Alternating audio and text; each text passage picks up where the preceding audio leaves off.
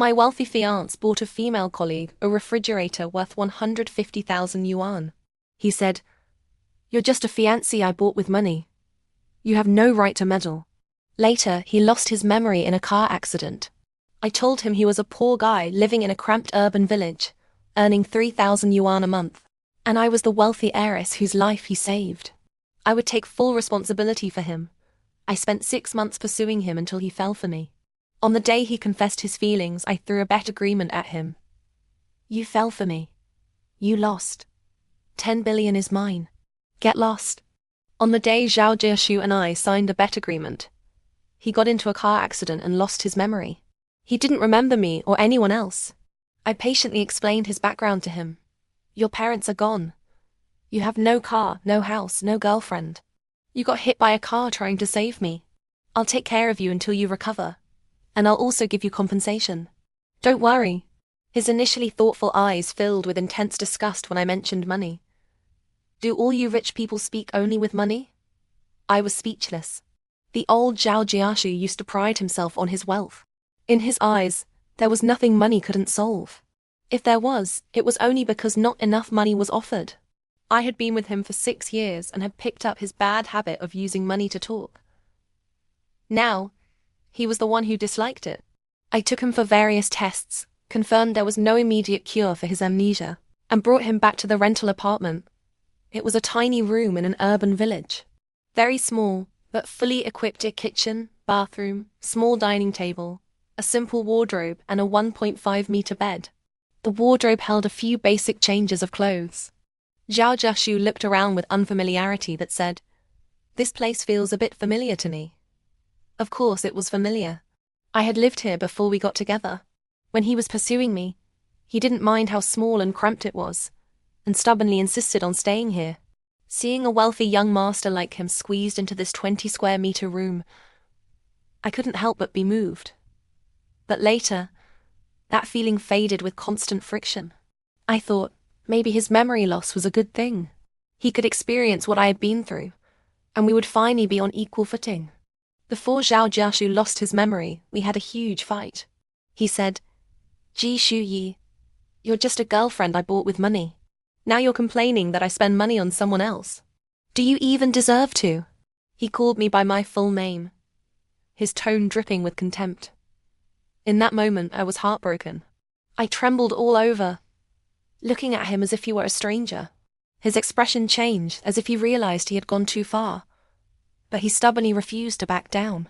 In the first 3 years of our relationship, he would apologize to me. But later, I became the one apologizing. He probably never knew that every time I apologized, my disappointment grew deeper. Until this time, I didn't apologize. He stormed out, slamming the door behind him. I spent the whole night sleepless. When he returned, he broke up with me. In that moment, the pain felt like countless thorns slowly piercing my heart. Before my tears could fully fall, I took a deep breath and put on my negotiating face. "We can break up, but sign this agreement first." He looked scornful, probably expecting some asset transfer or gift agreement. But when he saw the contents, his face darkened. "You want to make a bet with me?" "Yes. You said I'm only with you for money. If you can live up to your own ideals while in my position, then you can say the same thing to me. Otherwise, you have no right. I suggest you just talk about money. You know I won't treat you poorly." I knew. When it came to spending money on women, he was never stingy. When he treated someone well, he could truly make them feel like they were in heaven. I had been with him for 6 years.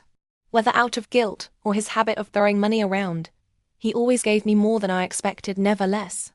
But compared to his own assets, it was just a drop in the ocean. Accepting his money would only confirm his view of me as a gold digger. But why? Why should he get to walk away freely, after spending a bit of money, while I had to trade 6 years of feelings for the label gold digger? Even if I died, I wouldn't rest in peace. If I was in pain, I wanted him to feel it too. The bet was simple. He would live the life I had lived for 6 months, while I would pursue him for 6 months. If he fell for me, he would give me 1 billion yuan. If he didn't, we would break up peacefully. And he wouldn't owe me a cent. He sneered. "If we break up now, I can give you 100 million. After 6 months, you'll get nothing. Don't regret it later." Without a word, I handed him the pen. He hesitated for a moment but eventually signed. The next day, we notarized the agreement together. After leaving the notary office, I confiscated his phone, bank cards, watch, and other belongings. I only gave him a cheap phone worth a little over 1,000 yuan and a key to the urban village apartment. Then, I arranged for him to work at a company I had recently acquired. His position was in sales, with a monthly salary of 3,000 yuan. For 6 months he couldn't ask anyone for help or reveal the truth. Otherwise, I would win automatically. He raised an eyebrow. His eyes filled with curiosity. Clearly, he thought he was just experiencing life and didn't take it seriously. I didn't explain further. Life is something you have to live to understand. Without first-hand experience, it is impossible to know how difficult it is to survive in this city on 3,000 yuan a month. I got into the car without another word.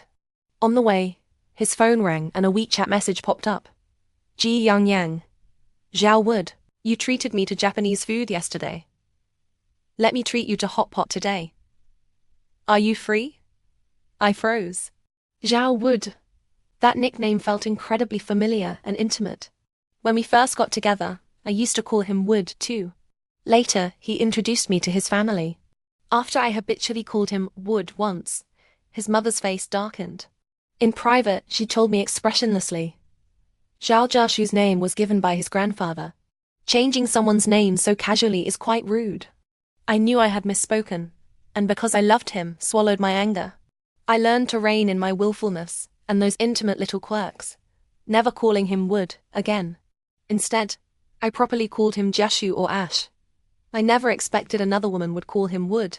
And last night, while I tossed and turned, unable to sleep, silently crying, replaying every moment of our past, trying to figure out how we had reached this point, he was out drinking sake and eating Japanese food with a female colleague. Xiao Jiashu looked slightly panicked and explained awkwardly. We're just ordinary friends, having a casual meal. Let's go. I closed my eyes. It felt like a cold wind was blowing through my heart. He would probably never understand. What truly hurt me wasn't Ji Yongyang's message but his guilty reaction.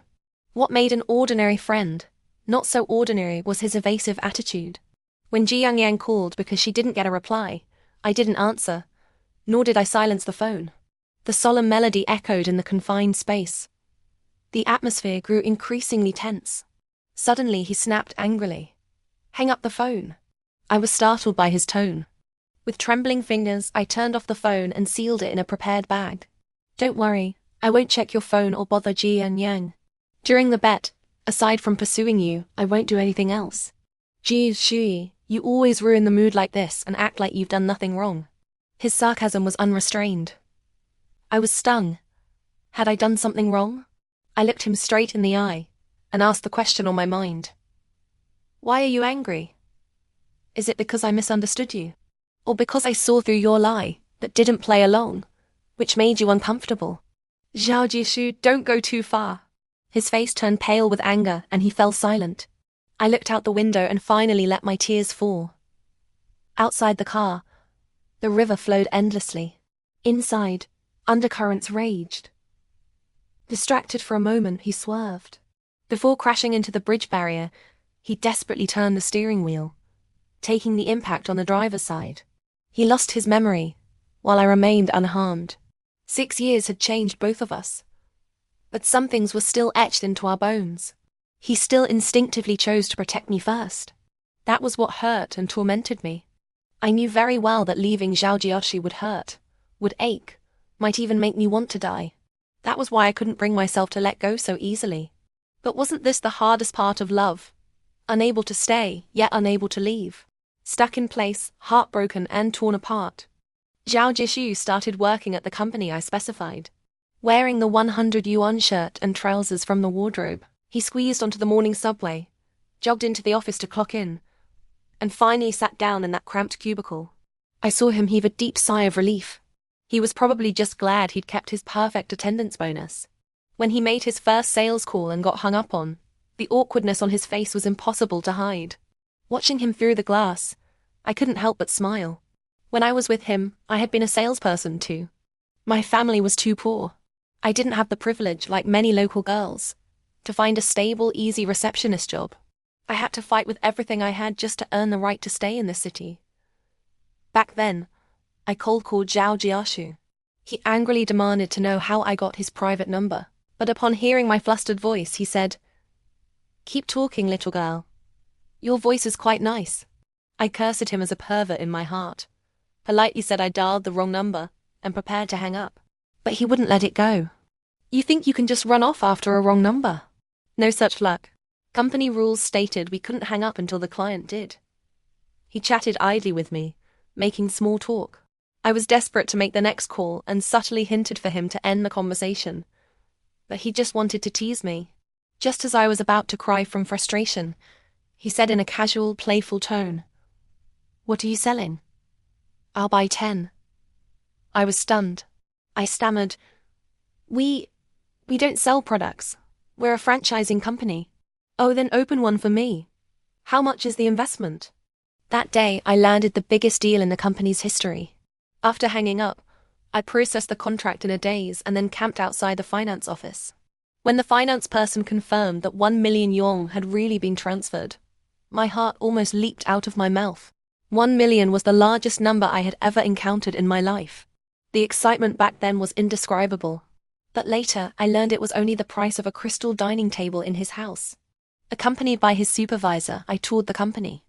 The acquisition was done in my secretary's name, so no one knew I was the real owner behind it. This time, I was here as a potential client, there to evaluate a project. His supervisor fawned over me, and I listened absent-mindedly, not caring in the slightest. When we passed by him, he saw me, his face showing shock. I gave a slight nod, and then ignored him. This Zhao Jiashu wasn't desperate enough yet. People always need to taste a little bitterness to know what's good. In the following days, Zhao Jiashu went about his routine work, while I arranged my own tasks. I needed to prepare to pursue him, to make it as grand and public as when he pursued me. It would take a lot of time, so I had to get my work in order first. On the scheduled day for his follow-up hospital checkup, I drove to pick him up. At the bustling entrance of the urban village, he stood under a lamppost, looking sullen and disheveled, casually smoking a cigarette with a deep frown. In the 6 years I was with him, he always had that arrogant, untouchable aura. He had money, looks, countless things to make him happy, and countless people eager to please him. Sorrow never seemed to touch him. But now, barely over a week later, worry had etched itself between his brows. Honestly, I was quite satisfied. This time, it seemed heaven was helping me, simulating this almost real environment for us. He was the poor one. I was the rich one. Our roles were reversed. I pulled up beside him. A flicker of fondness for the car showed in his eyes, which he quickly suppressed. No man dislikes cars. In the garage, dozens of limited edition cars were parked. He could drive whichever one he wanted. Today I drove out his favorite. The provocation was a deliberate accident. He had less control over cars than he did over women. At the hospital, after the routine checks, the doctor asked about his condition and said we could only try to stimulate his memory by exposing him to familiar things. He looked visibly disappointed. I quietly breathed a sigh of relief. "I'm sorry. I'll take responsibility for you." "How will you take responsibility?" He smiled, intrigued. "How would you like me to take responsibility?" I looked up at him seriously. He pursed his lips, a slight smile curling at the corners. The atmosphere seemed to grow ambiguous, until a cheerful voice shattered it. "Zhao Jiashu Zhao Wood. So you're here." I looked toward the voice and saw the lively, spirited Ji Yangyang. It must have been a special kind of fate to run into Ji Yangyang here again. She was a new hire at the subsidiary company. Fresh out of college, not yet weathered by society, she radiated a fresh, bubbly energy. Zhao Jiashu had stopped by the subsidiary on a routine visit, and Ji Yangyang mistook him for a new colleague. And, showing interest, he played along, pretending to be her colleague at the headquarters. How familiar this scene was. Wasn't this exactly how Zhao Chu had been with me? Approaching from a position of power, controlling everything with a mix of pursuit and retreat. Ji Yangyang ran over, her eyes sparkling as she looked at Zhao Jiashu, like a puppy who'd spotted a treat. Zhao Jiashu was confused. He didn't remember Ji Yangyang. He could only look at me for help. To maintain our personas, I shrugged, indicating I didn't know either. Ji Yangyang panicked. Hey, Zhao Wood, you really don't remember me? I'm your colleague, Ji Yangyang. I was in a car accident. I lost my memory. Zhao Jiashu's face darkened. Ji Yangyang was stunned. Belatedly understanding, she looked at me with a hint of wariness. And this is his guardian, I smiled. He was hit by a car saving me. I'll be responsible for him until he fully recovers his memory. Nice to meet you, I'm Ji Shui. I extended my hand. Ji Enyang's lips curved into a subtle, ambiguous smile, and she ignored my hand. I chuckled, withdrawing my hand, unperturbed. She pulled Zhao Jiashu aside, chattering away. When she heard him say, I need familiar things to stimulate my memory to recover, she suddenly got excited. Wood, you came to my place once and even bought me something. Come over to my place. See if it helps jog your memory. I'll treat you to dinner. Zhao Jiashu hesitated. He looked at me, seeking my opinion. I didn't know if this was some deeply ingrained instinct, or if it was because he was currently with me. Either way, I quite enjoyed it. I nodded. Sure, I'm hungry too. Miss Ji, is it okay if there's one more? Ji Yangyang forced a smile. Of course. If you have nowhere else to eat, just come along. It's just an extra pair of chopsticks. Her answer was reluctant, which was exactly why I had to go. Because I really wanted to see what Zhao Jiashu had bought for her. What was worth 150,000 yuan. We arrived at Ji Yanyang's place. It was an ordinary studio, slightly better than Zhao Jiashu's current urban village room. The decor was simple but cozy, everything fitting the consumption level of a girl her age. Only the refrigerator in the corner looked conspicuously new. Ji Yangyang smiled and stroked the refrigerator, showcasing it to us. Zhao Jiashu, this is the fridge you bought me. It works really well. Look, I've kept this cucumber in here for a long time, and it's still fresh. How much did this fridge cost anyway? I should really transfer the money to you. I feel bad about it. Zhao Jiashu's gaze swept over the refrigerator, puzzled. I don't remember. It shouldn't be expensive, right? It doesn't even have a brand logo. Since I gave it to you, it's yours. No need to transfer anything. Ji Yangyang's smile reached her eyes. Her gaze swept over me, almost imperceptibly, carrying a childlike joy and a secret sense of pride. But I couldn't smile. I even felt like crying. This unbranded refrigerator was from a niche foreign custom brand. They indeed didn't put logos on their products, but they had to be shipped overseas. Zhao Jiashu and I had a large one at home, costing 800,000 yuan. The cucumbers inside really did stay fresh and crisp for a month. I never thought Zhao Jiashu would spend 150,000 yuan to get Ji Yangyang a custom refrigerator for her rental apartment. And how similar all this was to my own past experience. Back then, in my old rental apartment, Zhao Jiashu, disregarding my wishes, had grandly replaced all my furniture. In just a week, my tiny rental was transformed into a place so luxurious I felt out of place, while he settled in comfortably.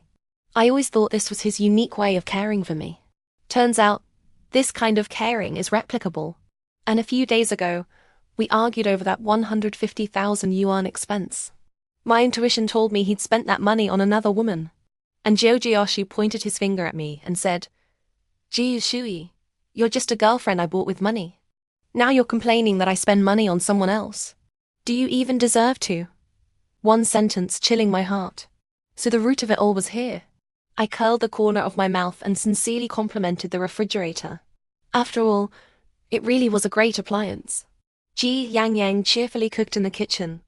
Zhao Jiashu went to help. And I sat bored, scrolling through my phone. My current persona was a delicate, precious, white, rich beauty. I couldn't break character. But more importantly, I simply didn't want to do those things anymore. The older I get, the more I understand. Virtuousness is a shackle you put on yourself. Once I decide not to be virtuous, no one can hold that over me.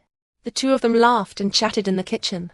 Ji Yangyang teased Zhao Jiashu for being useless at household chores. Zhao Jiashu gave a self-deprecating smile, but his eyes held confusion. I imagine he'd had a tough few days. Back then, I was always the one taking care of his meals. Without me and without money, He probably had to rely on takeout and cheap work meals. Takeout is expensive. His salary wouldn't last long. He used to look at me with pity when I ate work meals. Never thought the one surviving on work meals would become him. But the real hardships of life were yet to come. Soon, Ji Yangyang prepared the hot pot. Her eyes held a mix of pride and complaint. Probably proud of showing off her cooking skills to Zhao Jiashu. The complaint was likely aimed at me. The freeloader. In that case, I was determined to enjoy myself thoroughly. I really did enjoy the hot pot meal. We used to visit his parents' house once a week. The Zhao family had strict rules. His parents never liked me, and a joyous, communal meal like hot pot was out of the question. Later, Zhao Jiashu preferred going out with his own friends. I poured all my energy into managing the company and taking various courses to improve myself. The last time I had hot pot was actually 6 months ago. Turns out, I really shortchanged myself when I was with Zhao Jiashu. After the satisfying meal, I thanked Ji Yangyang and prepared to leave. Ji Yangyang looked at Zhao Jiashu with hopeful, pleading eyes, clearly wanting him to stay. But I couldn't let her have her way. I smiled, jingled the car keys, and said meaningfully, "Jiashu, shall I give you a ride?" Zhao Jiashu thought for just a moment before saying immediately, "Okay, let's go together." The light in Ji Yangyang's eyes visibly dimmed, like a little puppy left behind. I felt an inexplicable, petty sense of satisfaction. Honestly, this was our first meeting. It shouldn't be like this. But once she saw me as a rival, harboring hostility, I couldn't just treat her like any ordinary young girl. On the way back, I asked Zhao Jiashu, "What do you think of Ji Yangyang?" Zhao Jiashu smiled, his tone carrying a hint of indulgent affection. "She's just a young girl.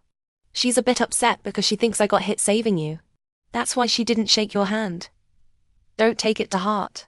I laughed. How could I? She's just a young girl. Do you like the youthful, lively type or the mature, elegant type? I like. Huh. He caught on and looked at me suspiciously. I decisively pulled the car over to the side of the road, leaned closer to him, reached out a finger, lifted his chin, and said with a hint of ambiguity, "Zhao Jiashu, don't struggle. How about I pursue you instead?" Zhao Jiashu's eyes widened. Then, flustered and embarrassed, he moved his chin away from my touch.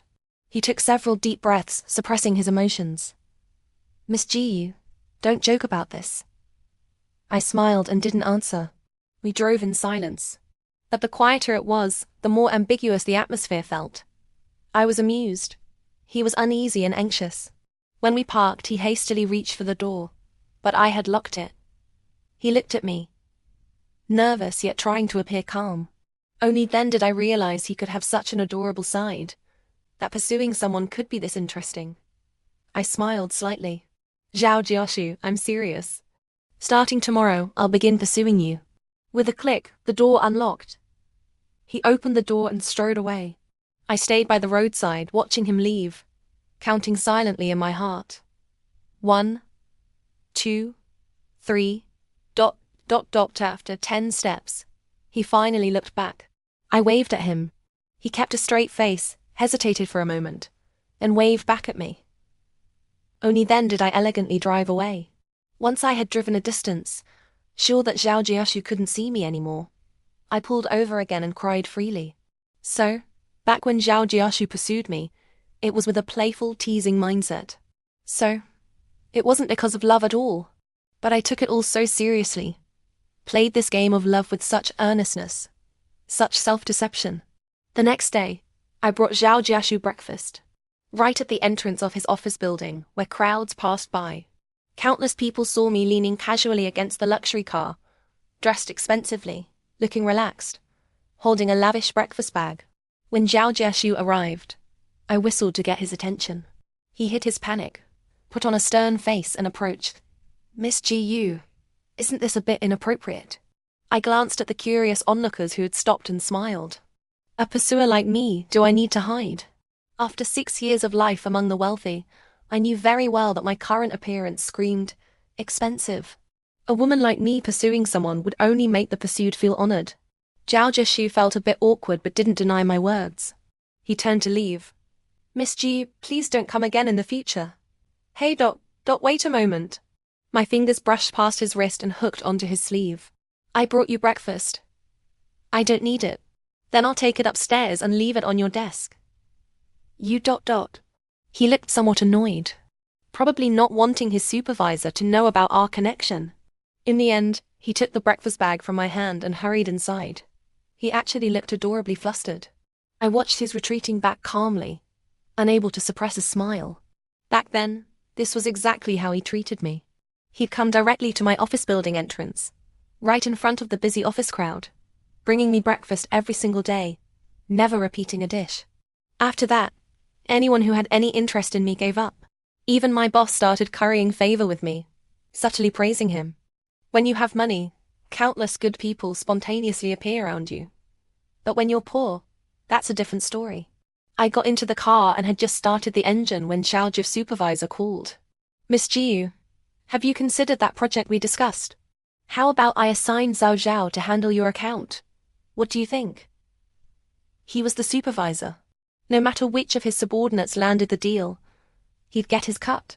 So he didn't care who got the account. I smiled. No need. I'm not interested in that project at the moment. Ah. He was stunned on the other end. I hung up, a slight smile playing on my lips.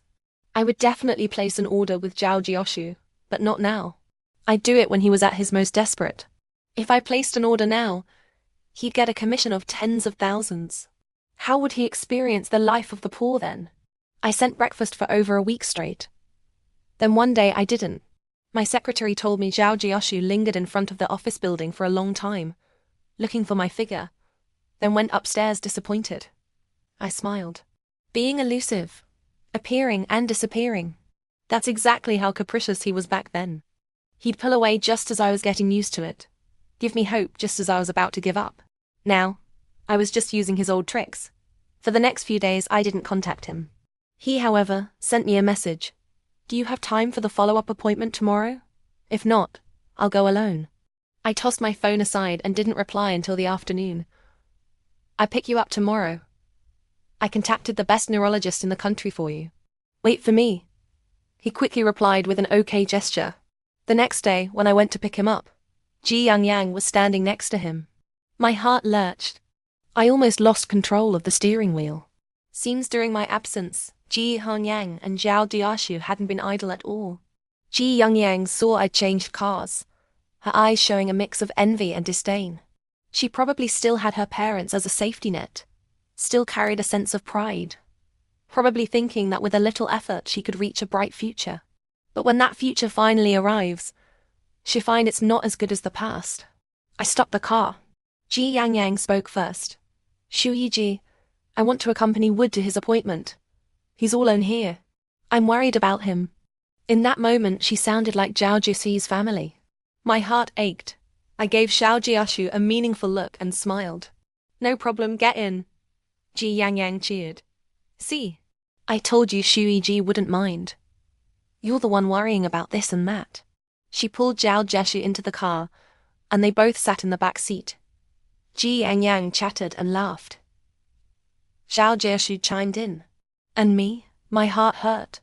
I found that even with amnesia, Zhao Jiashu was still drawn to Ji Yangyang, and I was still being compared to her by him. It really, truly hurt. We arrived at the private hospital, found the attending physician, Li Ke. He smiled at me, nodded to Zhao Jiashu behind me, and then turned to talk to me. We chatted casually. Li Ke was actually introduced to me by Zhao Jiashu. Zhao Jiashu's mother, to test me, had put immense pressure on me and thrown a nearly bankrupt company my way. She said, my future daughter-in-law candidates are all capable young ladies from wealthy families. Since you've taken that spot, you need to have some of their capabilities. If you don't have the skills, I advise you not to take on this challenge. During that time, I was plagued by insomnia and anxiety, headaches keeping me awake night after night. Xiao Chu accompanied me to the appointments a few times, and then I went alone. Later, Li Ke got used to it. I asked him to pretend not to know Zhao Jioshu, though he didn't understand why. He cooperated fully. He conducted a detailed examination for Zhao Jiashu and carefully discussed his condition with me. Ji Yangyang grew impatient. She leaned in and said loudly, "Doctor, you can tell me. I'm responsible for taking care of him." Li Ke was taken aback. He looked at me, then at Zhao Jiashu, and anger slowly crept into his eyes. "Are you the patient's family member?" Jiangyang blushed. "No, I'm his friend." "Then are you paying?" "Not that either. Li Ke ignored her after that, and continued discussing with me. Ji Yangyang felt both wronged and awkward. She looked at Zhao Jiashu for help. Zhao Jiashu gave me a cold glance, said nothing, turned, and walked away. I instinctively wanted to chase after him. Li Ke suddenly grabbed my arm. "Ji Shuyi." I stopped and looked back at him. He said softly, "I don't know what you're doing, but if you trust me, don't go after him." I took Li Ke out for a meal. He said I had spoiled Zhao Shu rotten. I smiled and shook my head, not agreeing or disagreeing. It was too easy for Zhao Jiashu to be good to me. All he had to do was throw money at me to satisfy 80% of my worldly desires as a common person. But for me to be good to him, I could only offer my sincere heart. So, the love of the wealthy and the love of the poor truly aren't equal. I thanked him. After the meal, I prepared to leave. He suddenly stood up. "Shui, if you want to win Zhaoju's heart back, do you need my help?" I mean, do you need me to pretend to be your suitor?" I was stunned. A flush appeared on his usually serious face, but his eyes held a glimmer of hope. An unrealistic thought suddenly popped into my head. Did Li Ke have feelings for me? He was a top neurology expert in the country, from a medical family, grew up playing with his mother's surgical tools. He had money, looks, and status. How could he like me? No wonder, every time I had an appointment, no matter where he was, he would fly back for it. I always thought that was thanks to Zhao Jiashu's money power. Now it seemed, maybe my own appeal played a part too. But using someone else as a tool, even willingly, was unnecessary. I sat back down. I looked at him earnestly and honestly, speaking softly. "Li Ke, thank you for your kindness, but no need. Matters of the heart can't be forced. If the bond between him and me is truly at its end, it must be because of issues between us, not because of someone else." Thinking about it carefully, were the problems between Zhao Jiashu and me really just because of Ji Yongyang? Ji Yangyang was probably just a trigger. The cracks in our relationship had long been like a spider's web. Ji Yangyang was just the fly that happened to touch it. Li Ke seemed to understand my meaning. He restrained his emotions politely and saw me off. I drove for a while, and through the rearview mirror, I saw him hanging his head, looking like an abandoned, lonely dog. Love really is unreasonable. My heart and mind being occupied by Zhao Jiashu was equally unreasonable. I drove to Zhao Jiashu's urban village. I called him, but it was Ji Yangyang who answered. "Wood is busy right now. Call back later." Having just rejected Li Ke, I wasn't in a good mood. Ji Yangyang's words made my blood boil. Now I finally understood what trigger really meant. I said coldly, "Now, immediately right now, let Zhao Jiashu answer the phone. Otherwise, expect to be fired tomorrow. Shuiji, you. Don't call me Ji. Chai. Don't have a sister like you. Let Zhao Jiashu answer. You. Hello. It's me. Double quotes, it was Zhao Ju's voice. My anger instantly vanished, so strange. I held the phone, didn't speak, suddenly choked up, wanting to cry. Zhao Jiashu said coldly, "Miss Jiu, you want to fire Yang Yang? Where do you get that authority? I also don't know why she can casually answer your phone. Did you give her that right?" My voice was even colder. We had finally argued over Ji Yongyang. Just as she wished. It felt especially stifling. Zhao Jiashu remained silent. I said coldly, "If you're with her, you can just tell me. I wouldn't stoop to pursuing someone else's boyfriend. If you're not with her, then don't act so ambiguous. That kind of behavior is trashy. And what about you? What's going on with that Dr. Li?" Zhao Jiashu's voice was even colder. I was silent for a long time before tentatively asking, "Are you jealous?" The breathing on the other end of the phone grew heavier. I smiled. "Come out, let's talk." Zhao Jiashu hesitated before saying, "Okay." Then Ji Yangyang's voice came through the phone. "Wood, where are you going?" "I'll come with you." I was disgusted. It felt like dealing with a fly you couldn't swat away. I said coldly, "Zhao Jiaxu, don't bring dead weight." I hung up. A fierce anger churned in my chest. Ji Yangxing's possessiveness towards Zhao Jiaxu was too blatant. I couldn't remain indifferent to Ji Yang. But if I confronted her directly, first it would be beneath me, and second, I'd violate the agreement and lose. Holding this anger in was suffocating. A while later, Zhao Jiaxu arrived. Ji Yang trailed not far behind him, eyes red, looking at me with resentment and apprehension. I ignored her, opened the car door, let Zhao Jiaxu in, and took him for a drive along the river. After a few fast laps, I stopped. Zhao Jiaxu quickly got out, his face pale. He said sharply, "Ji Shuyi, what do you take me for? A rich person's plaything?" Plaything? That's what he thought. He strode back angrily, without a shred of reluctance. I leaned against the car door, watching his retreating figure, full of nostalgia. The first time he took me joyriding, I threw up afterwards. He laughed heartily beside me. I was furious, stomping my feet and saying, "I told you not to speed, not to speed. Why wouldn't you listen? If you want to die, don't drag me down with you." Zhao Jiaxu apologized profusely, trying to placate me. Back then, I thought he loved me. I always thought about when I'd take him for a ride in my car. Let him feel the heart-pounding thrill from the passenger seat. But later, I was busy, he was busy. We never recaptured that passion from the honeymoon phase. Time really does change everything. People can only truly empathize when they're in another's shoes. I called out, "It'll take 2 hours to walk back. Zhao Jiaxu, let me take you to a movie."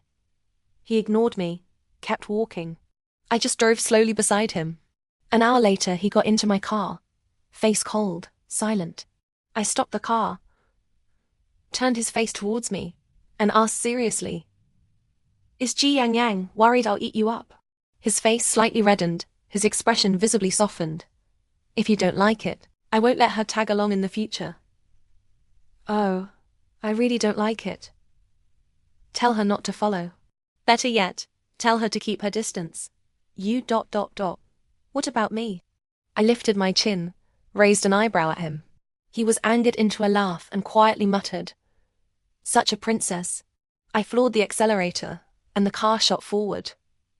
Zhao Jiaxu cursed. I laughed heartily, but my heart felt sour, because I knew I wasn't some wealthy princess. I was just an ordinary person who seized any opportunity to climb higher. Zhao Jiaxu's mother liked smart, capable young ladies from good families. At first, I wanted to keep my original self. I didn't want to be transformed by the wealthy lifestyle. But after experiencing how the nice get bullied, I had to change. Change leads to adaptability. Adaptability leads to success. I dealt with a few senior employees at the company with extreme force, and even the security guard at the gate started showing me respect. After that, there was no turning back on this path. And there was no turning back for my relationship with Zhao Jiaxu either. After this incident, things between Zhao Jiaxu and me seemed to be getting better. I forcibly replaced all the furniture in Zhao Jiaxu's place, just as he had done for me back then. Zhao Jiaxu kept refusing, but the confusion in his eyes was clear. He had enjoyed luxury before. Re-entering that comfort zone, it was hard to leave again. And I often hung out at his place, watching him clumsily prepare food and drinks for me, enjoying it all just as naturally. Until Ji Yang called Zhao Jiaxu for help. I lost my house key, and I can't reach the landlord. The locksmith said he can't come until tomorrow. Can you let me stay for one night? I'm downstairs, please." Her voice sounded pitiful, on the verge of tears. Zhao Jiaxu's eyes showed a flicker of empathy. In these past few months, he had immersed himself in his new identity well. Especially after paying rent once and finding his pockets empty, that sense of identification grew stronger. He looked at me, seeking my opinion. "Shui, it's very late now. She's a girl, out on her own. I'm not comfortable with that." I was furious. Anyone who's rented has faced this situation. But I've never seen a decent girl who doesn't first ask her female friends for help, but instead goes straight to a man's door, already there, asking to stay the night. Was she not afraid the man would take advantage? Or was she eagerly waiting for it? And Zhao Jiaxu, deep down, had no resistance to this hero saves the damsel script. I felt another wave of disappointment but smiled brightly. 2 options. 1. I'll pay for her to stay in a hotel. 2. She stays here, and you come with me to a hotel. Which one? Zhao Jiashu kept a straight face, but his reddening earlobes gave him away. Let's get her upstairs first. He called her back. Almost the moment he hung up, there was a knock at the door. Ji Youngyang called out happily. Zhao would ... When she saw me sitting on the sofa, looking at her with a half smile, her cheerful voice died. She looked incredulously at me, then at Zhao Jiashu. You too ... I stood up, naturally hooking my arm through Zhao Jiashu's and smiled. You can stay here. Jiashu and I are going out. Rest easy, remember to lock the door. I forcefully pulled Zhao Jiashu out, closed the door in Ji Youngyang's face. I saw the unwillingness and hurt in her eyes. I felt a petty satisfaction, and yet another pang of disappointment. If Zhao Jiashu truly didn't care about her, he would have flatly refused. Booking her a hotel would have been the decent thing to do. But he let her into his bed. I wanted to smash that bed. I didn't take Zhao Jiashu to a hotel. Instead, I took him to the home we once shared. As soon as he entered, he seemed lost. Shui, this place feels familiar too. Sorry. Actually, my feelings for you also feel like we've known each other for years. Really? Maybe we were lovers in a past life. He smiled. If we were lovers in a past life, I definitely wouldn't have forgotten you. I smiled without responding, looking at him with pity in my eyes. Forget a past life 6 years is enough to forget someone. Before bringing him home, I had sent the housekeeper away. Now, in this vast house, it was just the 2 of us. He seemed restless. I took a shower, put on a robe, and sat down, my long, pale legs subtly visible through the robe's opening. He took a deep breath, stood up, leaned over me. Gee, Shui, you're doing this on purpose. Looking like this. What are you trying to do? My fingers naturally hooked around his neck. I smiled. If I hadn't been there today, would you have let Ji Youngyang stay in your room? His face paled slightly, hesitating on how to answer. But I didn't need it anymore. I already knew the answer. I pushed him away, stood up, casually pointed to a room, and told him to sleep there. I closed my bedroom door and immediately burst into tears. When we were passionately in love, Zhao Jiashu wouldn't have hesitated.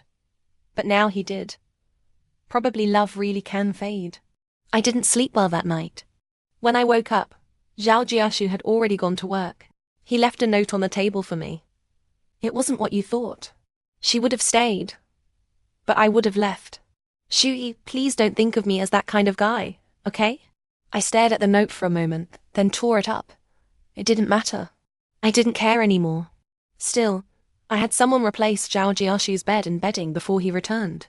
Those sheets carried the faint, deliberately left fragrance of Ji Youngyang. It smelled nice. Too bad Zhao Jiashu wouldn't get to smell it anymore. For many days after that, I didn't contact Zhao Jiashu, and he didn't contact me either. We entered a tacit understanding of a cold war. Instead, Zhao Ji's supervisor had his little secretary add me on WeChat, frequently chattering to me about Zhao Jiashu. Miss Jiu, a girl named Ji Youngyang, is pursuing Zhao Jiashu. She brings him breakfast. Zhao Jiashu gave me the breakfast to eat. Miss Jiu, I'm sorry, but it was kind of good. I was annoyed.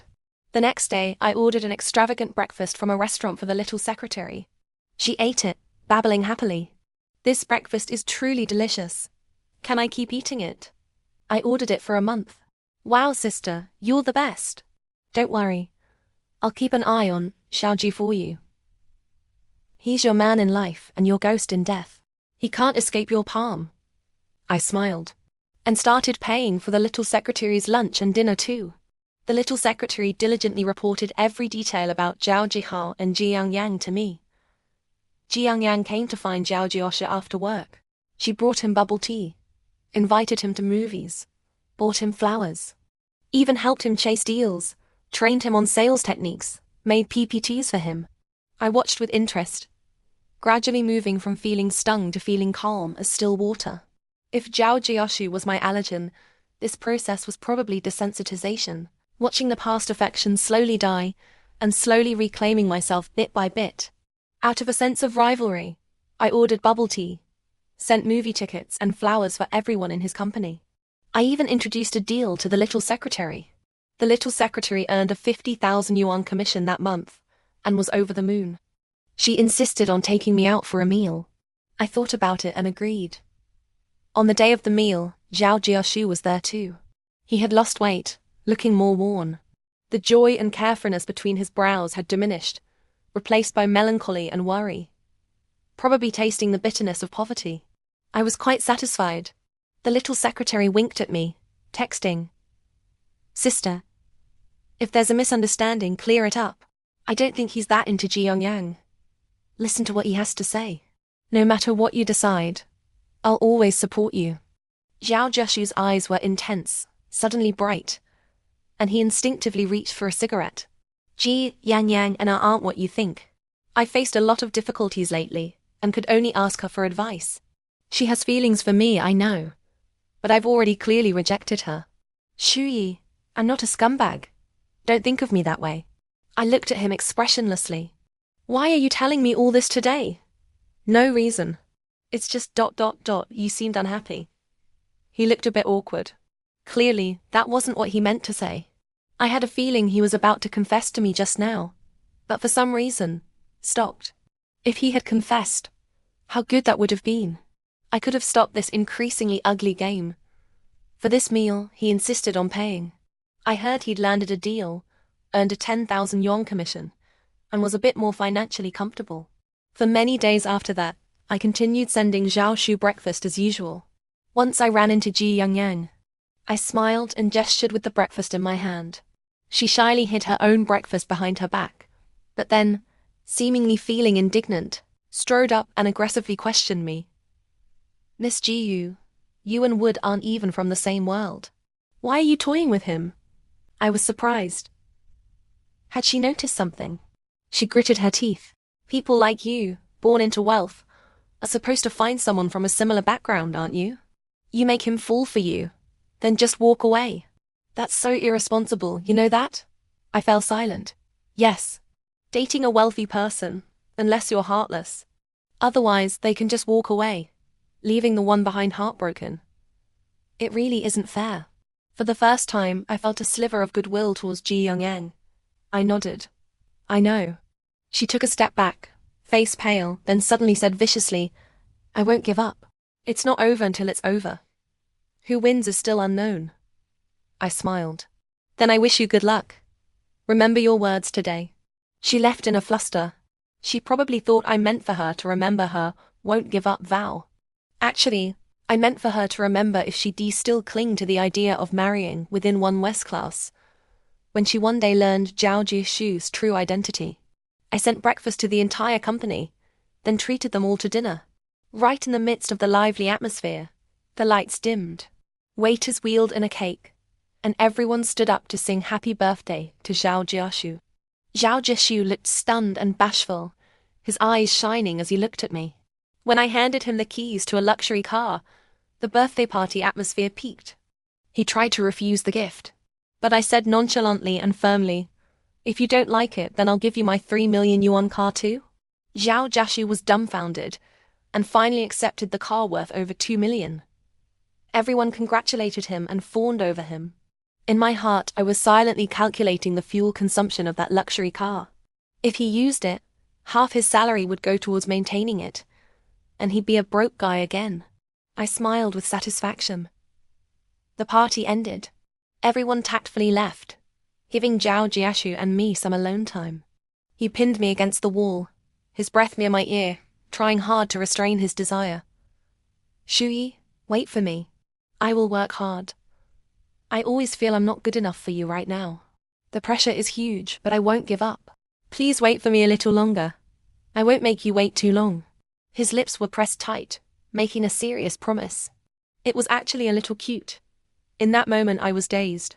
How wonderful if Zhao Jiashu had always been like this. But alas, we were just playing a game now. I nodded, hooked my arms around his neck, and gently planted a kiss at the corner of his mouth. "I'll wait for the day you're capable of confessing to me." Clatter. Something fell.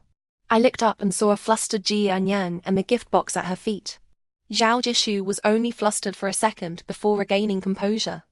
Yang, what are you doing here?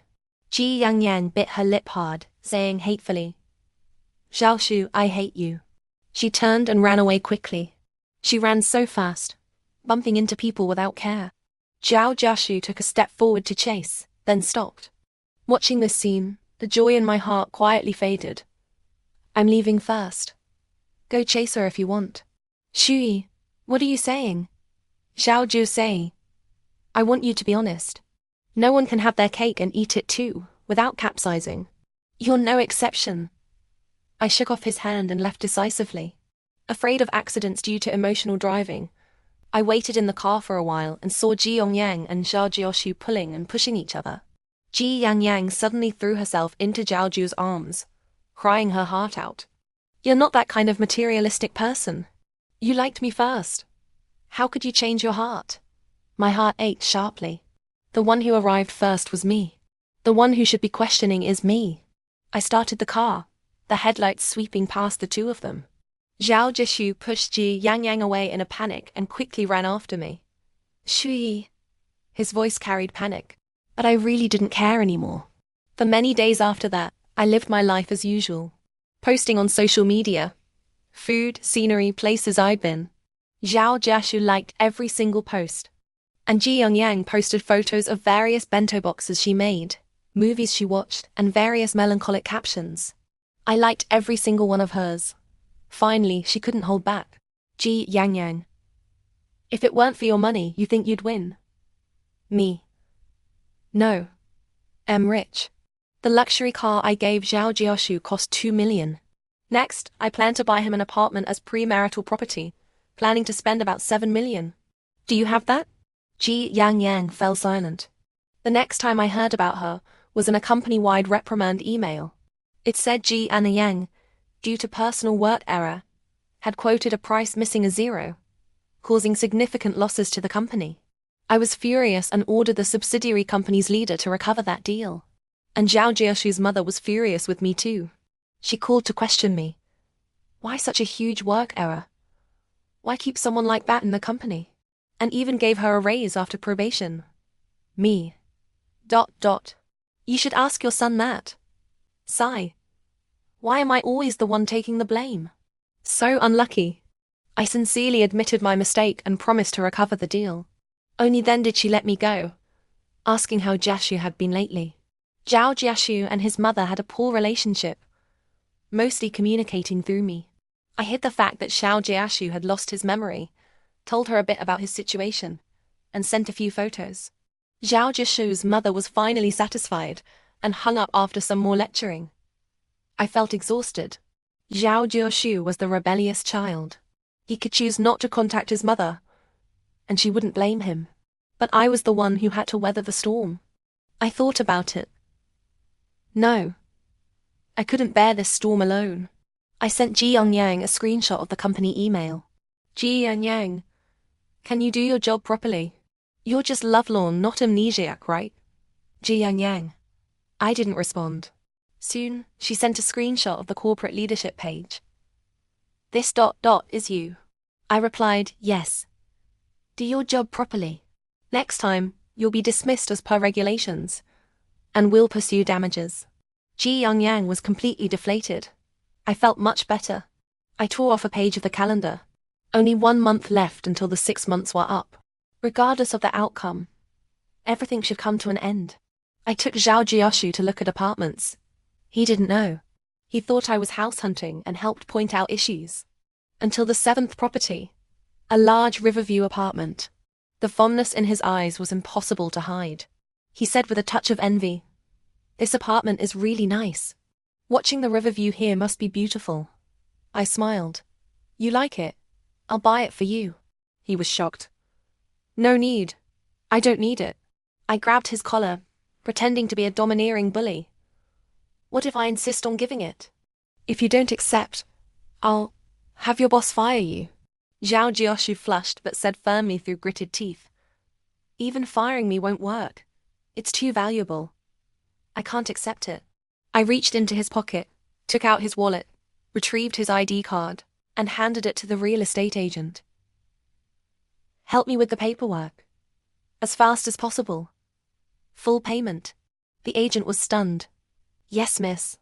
Don't worry. I'll go right away. He wisely dashed out. Xiao Jiaxu went to chase him. I grabbed his wrist and smiled slightly. Haven't you thought about our future? You plan to have me squeeze into your rental with you forever. Xiao Jiaxu stopped. He hesitated, then pulled me into a tight embrace as if wanting to crush me.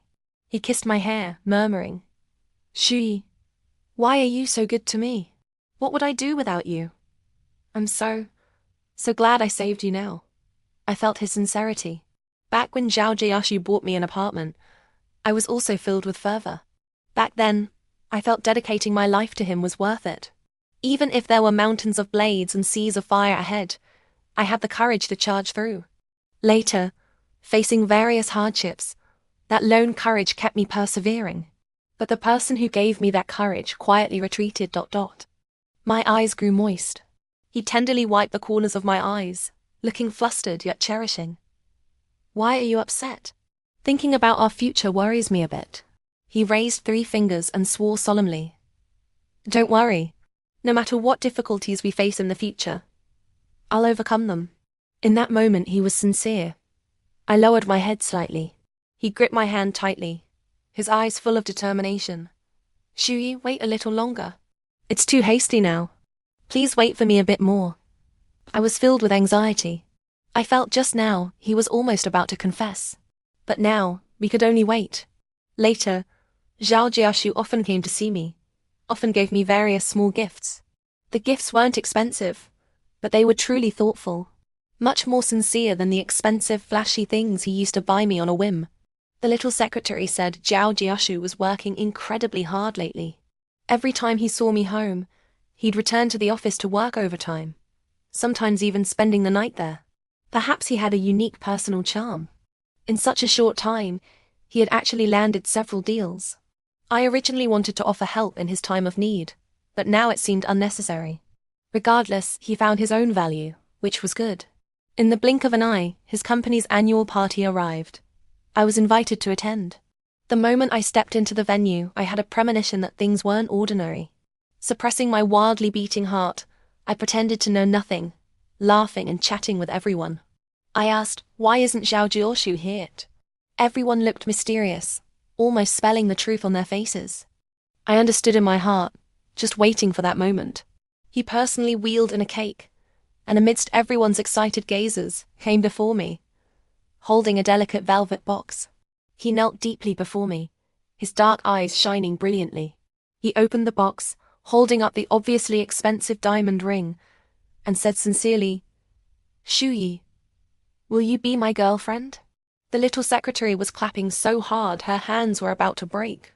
Countless people around were shouting, Say yes. Say yes. I covered my mouth, laughing, but tears welled in my eyes. How long had I been waiting for this ring? Xiao Jiaxu's mother was dissatisfied with me. If I insisted on marriage, don't blame her for using extreme measures. At first, I thought this condition was normal. After all, his mother needed time to test my character. If I were in her position, I'd also worry my son was being fooled. But later, after spending more time in that circle, I learned. For these wealthy heirs, marriage isn't a necessity, unless it's a union of equals. Otherwise, it's just another person dividing the assets, with no benefit. There are too many women willing to bear their children. They, in fact, need to be picky to avoid being trapped. When I learned this truth, I couldn't stop trembling. They looked at me with pity, as if foreseeing my future fate. Or perhaps they deliberately let me know. Regardless of their intent, they indeed delivered a wake-up call. After that, I rarely attended those gatherings, focusing solely on improving myself. I thought, others can abandon me, but I cannot abandon myself. Xiao Jiaxu had probably been lectured by his mother too. So, he gave me many gifts, but never a ring. Therefore, when he pulled out a ring now, my defenses truly crumbled. I had imagined various ways he might confess, but never expected a ring. In that moment I was greedy. With trembling fingers, crying, I said, I do. Xiao Jiaxu went wild with joy. His hands shook as he slipped the ring onto my finger, then hugged me and spun me around and around. He pulled my dizzy self and ran out quickly. He took me to the riverside and shouted to the empty river. "Ji Shuyi, I'm so happy. Ah. His voice was so loud, joyful and bright. In that moment I thought of the phrase, "A man is always a boy." If his affection could truly remain like a boy's forever, how wonderful that would be. The 24-year-old Zhaoji was truly someone I liked. I played with him recklessly, as if this was the last supper. I pulled him to my home, laughing as I rummaged through drawers and cabinets, pulling out a document. "Zhao Jioshu, look, what's this?" My expression suddenly changed. I threw the agreement at him viciously. "Zhao Jioshu, you fell for me. You lost. 10 billion is mine. Get out." In that instant, tears poured down my face. He looked dazed, flipping through the agreement, his confusion turning to shock. Impossible. How could I sign something like this? Impossible. Who am I? Who are you? He clutched his head, grabbing his hair in pain, curling up on the sofa, trembling all over. My heart ached. I instinctively moved towards him, but stopped as I got closer. I called the housekeeper, phoned Li Ke and had the driver take him to Li Ke's hospital. The housekeeper asked in surprise, "Miss Jiu, aren't you coming?" I shook my head and closed the door. I packed a few of my things and went to the hospital. I waited outside the hospital until the next morning. The phone rang. Li Ke told me, "Zhao Jioshu is awake." I saw Zhao Jioshu rush out of the hospital, quickly get into a car, and head towards the villa. With trembling fingers, I sent a text to Zhao Jioshu's old phone. "I hope you abide by the agreement. Zhao Jioshu. As you wished, we are breaking up." I also sent the resignation letter I had prepared long ago. Then, gave brief instructions to relevant work contacts and turned off my phone. Actually, I had been preparing for these things over the past 6 months. I intentionally withdrew from the company, handing important tasks to trusted people. In these 6 months busy pursuing Zhao Jioshu, the company still ran normally. Now, my sudden departure wouldn't negatively impact the company. Starting and ending properly, I felt I didn't betray the trust placed in me. I touched the diamond ring on my finger, took it off, and threw it away. But it hit someone, Li Ke. He bent down, picked up the ring, and tapped on my car window. "I helped you a lot. Treat me to a meal." Li Ke looked exhausted. "I broke up with him." Li Ke froze. The soup spilled before he snapped out of it. He flusteredly wiped his clothes but accidentally knocked over the spoon. I sighed, moving the bowl aside. "Surprised?" He sat up straight. "You were together for 6 years. I thought you'd be together for life." I was lost in thought for a moment. "I used to think that too," I said softly. "It's all in the past now. I'm leaving." "Where are you going?" he asked, startled. I didn't tell him because even I didn't know where I was going. The 6 years with Zhao Jioshu, I was always tense. Now relaxed, I didn't even know where to go. So just wander. As I planned to buy a ticket, as soon as I turned on my phone, a call came in. From Zhao Jioshu. I blocked him. Saw his WeChat message. "Shuyi, finance is already processing the agreement, but I'm not breaking up. Where are you? I'll come find you. Let's talk properly." The 10 billion in assets, including houses, cars, jewelry, shares and cash, couldn't be handled overnight. But if Zhao Jioshu said he'd do it, he would. He never lied about such things. I breathed a sigh of relief. He still had some integrity, at least not becoming what I hated most. But that was it. I blocked his WeChat. Driving by the river, I took out my phone and threw it in. I got a new SIM card, changed my phone, switched to a camper van, and drove wherever. I didn't need to enter wealthy circles. Didn't need to socialize. I lived as simply as possible, enjoying a long-lost relaxation and peace. Except for the occasional fear when I couldn't find a campsite. Most of the journey was quite pleasant. My insomnia miraculously improved during the travels. Until I settled in an ancient town. Coming back from grocery shopping, I was surrounded by bodyguards. Zhao Jioshu's mother sat elegantly in a chair. Seeing me, fury flashed in her eyes. She stood up, about to slap my face. I caught her wrist, staring straight at her. What gives you the right to hit someone? Jihu Shuyi, you were the one who wanted to be with my son. Now you've ruined him like this, and you dare ask why? She was furious, her face fierce. Looks like something happened to Zhao Doshao. My heart clenched for a second, then I relaxed. What's wrong with him? He's a wreck now, neither man nor ghost. Are you satisfied? Oh, what's that got to do with me? I pushed her hand away, knocked over her chair, opened my car door, took out the stove, and started washing vegetables, lighting the fire, cooking. What attitude is this? Mrs. Zhao looked shocked, trembling with anger. I realized that when I stopped caring about Zhao Jiaoshu, I could handle any face she showed. I broke up with him. You should know that. I don't agree. I smiled. You never approved of me before. Breaking up should be what you wanted. You should be happy. Ji Shuyi, I spent 6 years training you. Now you just walk away. What about the 6 years of time and effort I invested in you? Wasted on a dog? Her eyes were full of rage. I suddenly understood her love for Zhao Jiaoshu. She probably knew she couldn't control her son. So she poured all her energy into me, forcing me to improve, forcing me to become the daughter-in-law she desired. So when I left, she felt cheated. If she had this heart earlier, why couldn't she have spoken properly back then? I said calmly, were you choosing a daughter-in-law for yourself? Or a wife for your son? Do you know that by becoming the person you liked, I became someone Zhao Jiaoshu couldn't love anymore? You were the one who caused our breakup. In that instant, her face turned ashen, as if she had faded into a colorless painting. Oh, so she knew all along. I continued, the person I became, wasn't I quite similar to you? A capable, shrewd businesswoman, commanding in the marketplace, no less than any man. But Zhao Jiaoshu liked Cinderella. With a snap of his fingers, he could rescue me from my shabby rental. Just a little leak from his fingers could make me grateful, willing to give him my heart. He sought a sense of superiority, existence, control from me. When he couldn't control me anymore, he broke up. Actually, I'm quite grateful to you. Those 6 years, you didn't let me waste them. You gave me so many opportunities to grow. But I also created value for the company.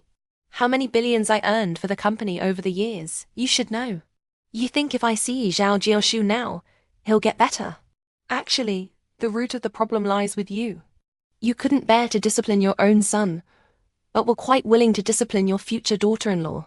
But daughters-in-law can run away. The one you should really discipline is your own son. Make him a responsible man, not someone who enjoys family resources while rebelliously trying to control his own life. And when he can't control it, he runs off to save Cinderella. But when that Cinderella becomes a queen, he finds her repulsive. Don't you agree? While talking, I finished stir-frying tomatoes and eggs. I asked her, would you like some? Her eyes reddened. Jihu Shui, you're heartless. I don't agree to your breakup. I'll give you 100 million. Allow you to marry Jiaoshu. You must now immediately ... double quotes. I don't like him anymore. I interrupted her softly. She seemed incredulous, seemed unwilling to hear my words, or perhaps sensed my resolve. She turned and left. You tell him yourself, Shui. Consider my offer as well. I was silent for a moment, focusing on eating my tomato and egg noodles. Simple, but quite tasty. That night, Zhao Jiaoshu found me. Only a few RVs were at the campsite. Everyone was having a gathering. I sang an off-key song, and everyone laughed heartily. That's when Zhao Jiaoshu appeared. I was in the light. He was outside it. He could see my face clearly. I could only see his silhouette. He had lost weight, looked more disheveled, with a down-and-out aura, like when he was in the rental.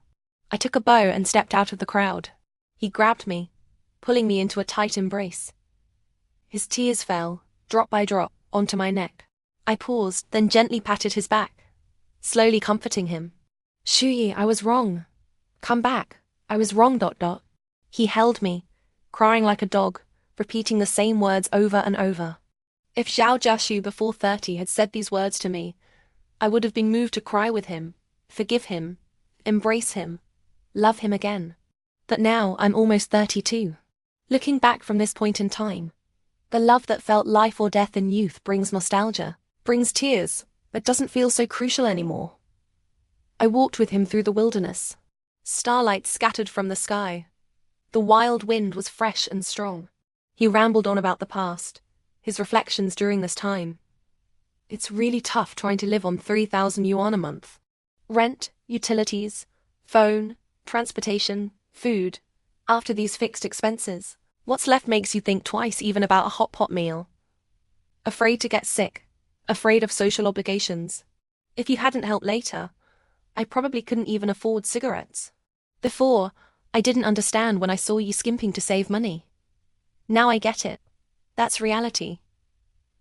Shui, thank you. If you hadn't taught me, I'd never have understood this. I'd always be looking down from above, unaware of life's hardships. I know your good intentions. I know I was wrong, Shui. Can you come back? He suddenly stopped, pulled a beautiful diamond ring from his pocket, and slowly knelt on one knee before me. Shui, marry me. Let's get married. The diamond ring was huge, must have been expensive. But compared to the vast starlight, it still wasn't bright enough. I bent down, also kneeling on one knee, gazing into his eyes, telling him clearly, word by word, do you know what I gained during those 6 months? I realized you didn't love me that much at first. You just saw me as a tool to showcase your masculinity. You used me to oppose your mother, to express your dissatisfaction with her. Because your mother disliked me, you pitied me more, became more determined to be with me. I thought it was love then. Later, I understood it was a man's process of growing up and rebelling against his mother. At most, I was just a prop in the war between you and your mother. Later, I became more and more like your mother, so you found me harder and harder to bear. Zhao Jiashu, if you want your woman to stay innocent forever, then you must be the one to shield her from the wind and rain. You can't wish for her to remain innocent while also expecting her to weather storms for you. No one stays the same forever. To love someone, you must accept both the parts you like and the parts that don't meet your expectations, right? Don't look for me anymore. We broke up, it's over. I stood up and walked back. He roared in anger. Gee, Shui, it wasn't like that at all. I loved you. You can't dismiss my love for you based on your assumptions. I smiled. If that's the case, then that's fine too. When I loved you wholeheartedly. Now that I don't love you anymore, isn't breaking up normal? I don't agree. I don't agree to breaking up. He held me tightly, refusing to let go. I sighed softly. What about Ji and Yang then? The 150,000 yuan refrigerator? Her sudden promotion and raise? And you finding doctors for her parents? Back then, you thought she was more like the Cinderella in your mind, right? With a snap of your fingers, you could save her from hardship. You felt a great sense of accomplishment, right? Was it the same with me at first? I smiled. These are things you did before losing your memory. I can't pretend not to have seen them. The damage is done. This place here has been hurt. When you pointed your finger at me, calling me a girlfriend you bought with money, you never truly believed I loved you for real, did you? You saw my poverty as an original sin, your wealth as capital to control me. Now, as you wished, I love only money, not you. So why won't you let go? I pried his fingers open and walked back without a shred of reluctance. He stood there, sobbing. I did waver, just that once. Forgive me, please. His regret was real. My tears were real.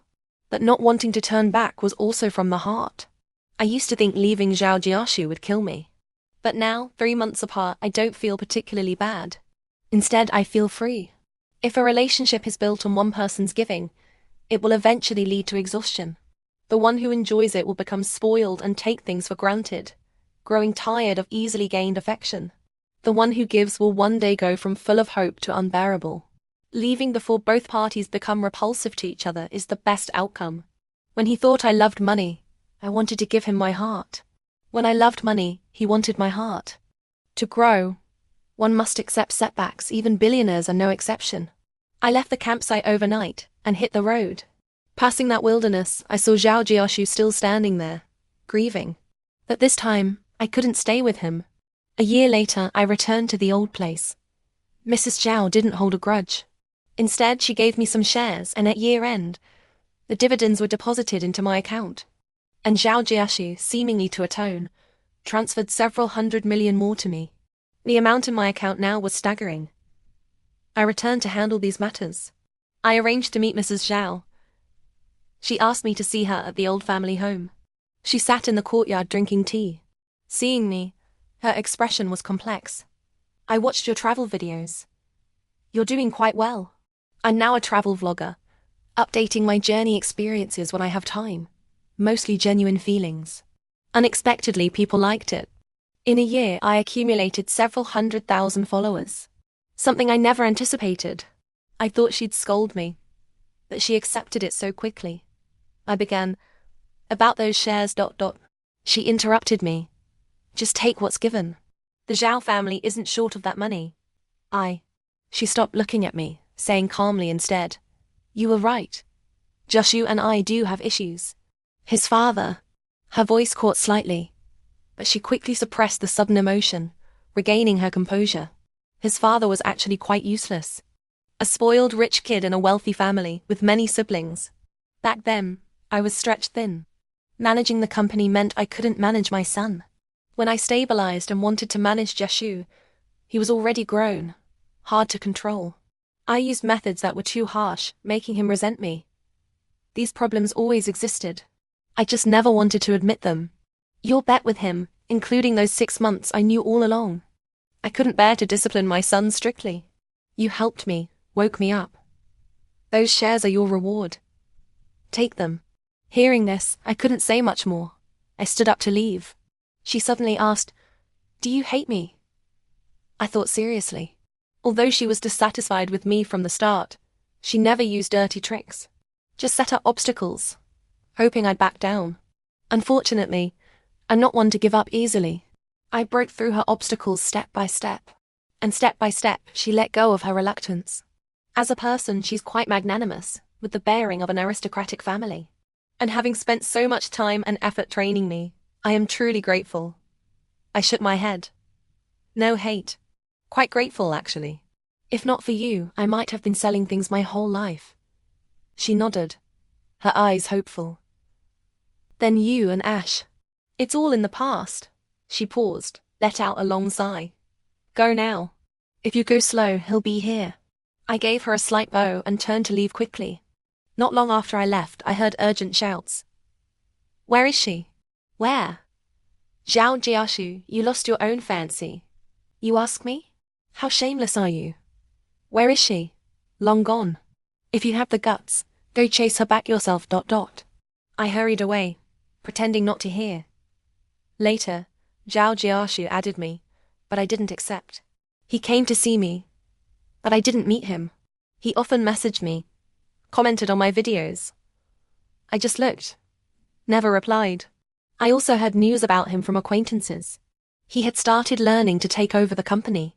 Those 6 months taught him to let go of arrogance, become approachable, endure setbacks, understand people's hearts, gradually winning much support.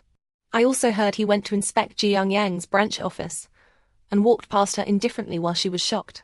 Ji Yangyang ran after him, asking, why hide your identity? Is it fun making fools of people? Zhao Jiaxu sincerely said sorry to her, then left coldly. But Ji Yangyang started pursuing him relentlessly, then was fired for work errors. When I heard, I didn't gloat. Instead, I felt one can't escape their own flags. She ultimately forgot her idea of finding someone from a similar background and walked the path she once despised. But perhaps Ji Yangyang was still that Cinderella. Yet Zhao Jiaxu was no longer the prince who needed to save Cinderella for a sense of achievement. He was truly learning to take control of his own life, not staying stuck in place. And I wasn't stuck either. I headed to the next city, continuing my new life. We might all get lost on life's journey, but we will eventually become better. Let's encourage each other. The end.